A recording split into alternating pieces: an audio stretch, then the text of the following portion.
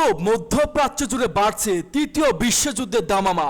ইসরায়েলের ভূখণ্ডে ব্যাপক হামলা চালিয়েছে ইরান, আর এরই মধ্যে হিজবুল্লাহর আহত বাঘের মতো খেপে উঠেছে ইসরায়েলের বিরুদ্ধে। লেবাননের ভূখণ্ড থেকে ইসরায়েলের ভূখণ্ডে ভয়ঙ্কর হামলা চালিয়ে যাচ্ছে হিজবুল্লাহ। এবার বেদম চাপাকলে পড়েছে ইহুদিবাদী ইসরায়েল, তাই তো মাথা নষ্ট হওয়া অবস্থা নেতানিয়াহুর। আর এই কারণে রাশিয়ার বিমান ঘাঁটিতে হামলা করে বসেছে ইসরায়েলের বেপরোয়া বাহিনী।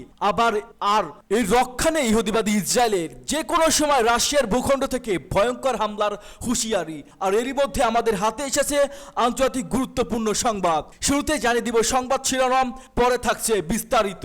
বৈরুতে এক রাতে 30 দফায় ভারী বিমান হামলা ইসরায়েলের।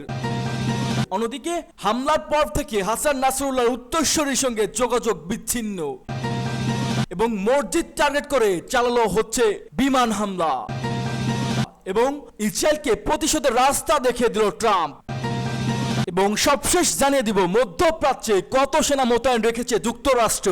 এতক্ষণ দেখছিলেন সংবাদ শিরোনাম, এবার বিস্তারিত। তার আগে আপনি আমাদের ভিডিওটি কোন জেলা থেকে দেখছেন অবশ্যই কমেন্ট করে জানিয়ে দিবেন এবং আমাদের সাথে থাকার জন্য চ্যানেলটি সাবস্ক্রাইব করে দিবেন।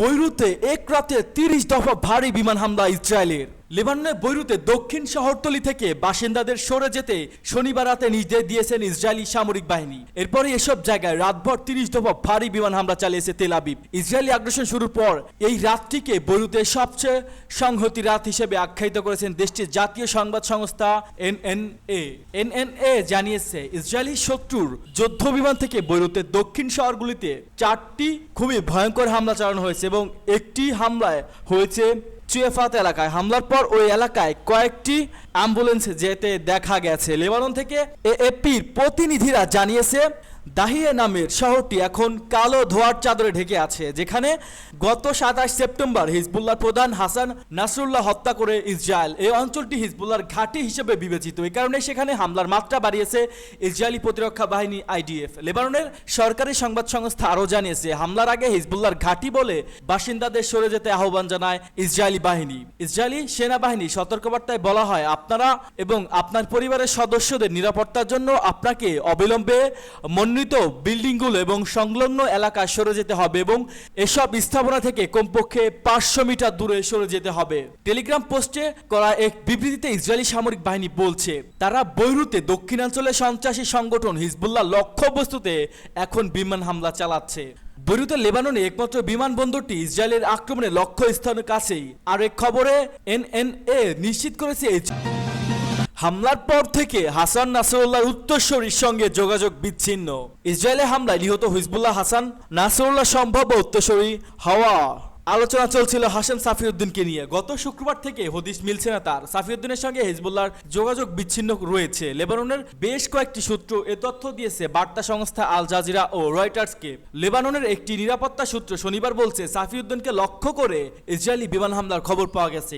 ইরানের সমর্থিত লেবানিজ গোষ্ঠী হিজবুল্লাহর বিরুদ্ধে গত বৃহস্পতিবার গভীর রাতে বৈরুর দক্ষিণ শহরগুলিতে একটি বড় হামলা চালায় ইসরায়েল। এ সময় ভূগর্ভস্থ বাংকারে হাসিম সাফিউদ্দিনকে লক্ষ্য করে হামলা চালায় ইসরায়েলের 3 কমান্ডোর। এরপর থেকেই সাফিউদ্দিনের সঙ্গে যোগাযোগ করা সম্ভব হচ্ছে না বলে প্রতিবেদনে বলা হয়েছে।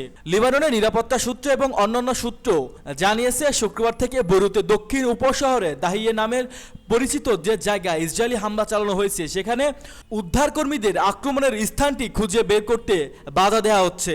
আর এই হামলার পর হিজবুল্লাহ এখন পর্যন্ত সাফিউদ্দিন সম্পর্কে কোনো মন্তব্য করেনি।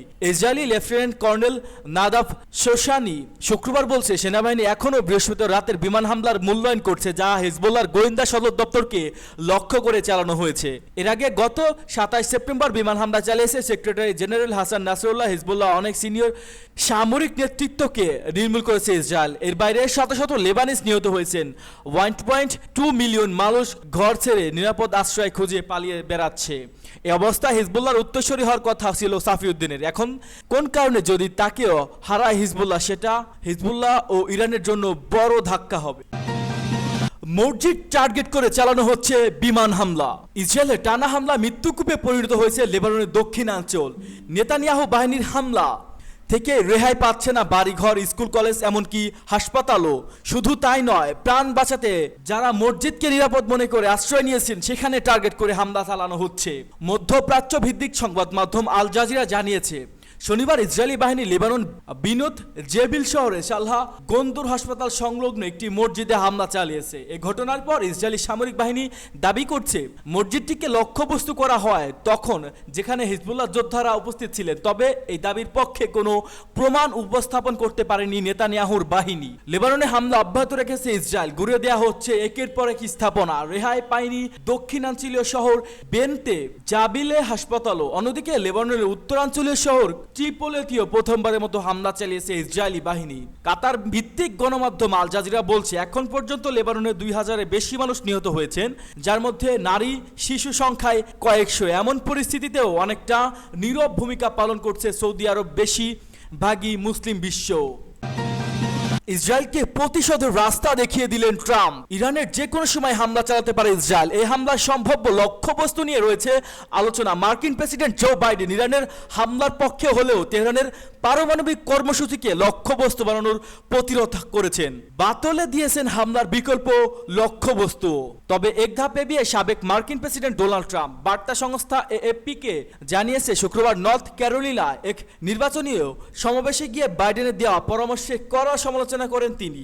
এমন সময় ট্রাম্প বলেন ইরানের পরমাণু স্থাপনা ইসরায়েলে হামলা চালানো উচিত।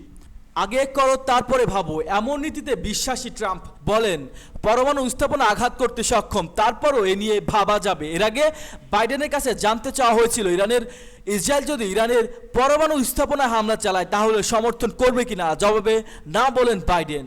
গেল কয়েক মাসের ব্যবধানে মঙ্গলবার ইসরায়েলে দ্বিতীয়বারের মতো হামলা চালায় ইরান।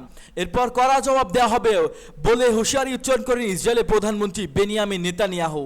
6 দিন পেরিয়ে গেলেও এখন কোনো পদক্ষেপ নেয়নি তেল আবিব। তবে শনিবার জাতির উদ্দেশ্যে দেয়া এক ভাষণে ইসরায়েলের প্রধানমন্ত্রী বেনিয়ামিন নেতানিয়াহু ঘোষণা দিয়েছে তিনি ইরানে হামলা চালাবেন। অবশ্য সেই হামলা কবে, কখন এবং কী মাত্রায় হবে তা স্পষ্ট করেনি। টাইমস অফ ইসরায়েল জানিয়েছে নেতানিয়াহু বলেন সাম্প্রতিক ইরান ইসরায়েলে যে মাত্রায় ক্ষেপণাস্ত্র হামলা চালিয়েছে বিশ্বের অন্য কোনো দেশ তাদের ভূখণ্ড ও জনগণের উপর এই মাত্রার হামলা বরদাস্ত করবে না, ইসরায়েলও করবে না। তিনি বলেন নিজের ভূখণ্ড ও নাগরিকদের রক্ষা করা শুধু অধিকারই নয়, এটি ইসরায়েলের দায়িত্ব। ইসরায়েলের সেই দায়িত্ব নিশ্চিতভাবে পালন করবে।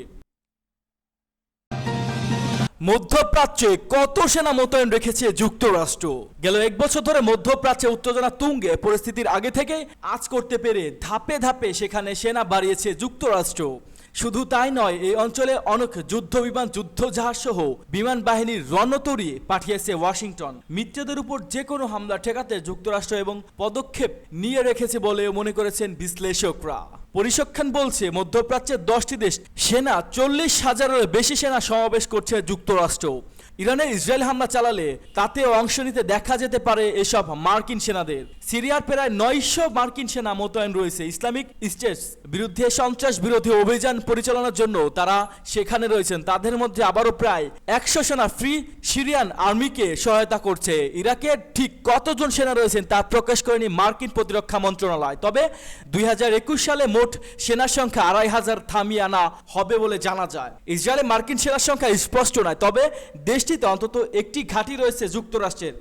অন্তত গোপনীয় ওই ঘাঁটি সাংকেতিক নাম সাইট 512 ধারণা করা হয় সেখানে একটি রাডার নজরদারি ব্যবস্থা রয়েছে। ইসরায়েলের প্রতিবেশী দেশ জর্ডানে 2023 সালের জুন পর্যন্ত প্রায় 2900 মার্কিন সেনা রয়েছে বলে জানা যায়। জর্ডানের বিমান ঘাঁটি থেকে সিরিয়া ও ইরাকে গোয়েন্দা মিশন চালায় যুক্তরাষ্ট্র। মধ্যপ্রাচ্য যুক্তরাষ্ট্রের সবচেয়ে বড় ঘাঁটি রয়েছে কাতারে। দেশটির রাজধানী দোহায় দক্ষিণ পশ্চিমে আল হুদাইদা বিমান ঘাঁটি প্রায় 8000 মার্কিন সেনা মোতায়েন রয়েছে। মার্কিন সেন্ট্রাল কমান্ডের আঞ্চলিক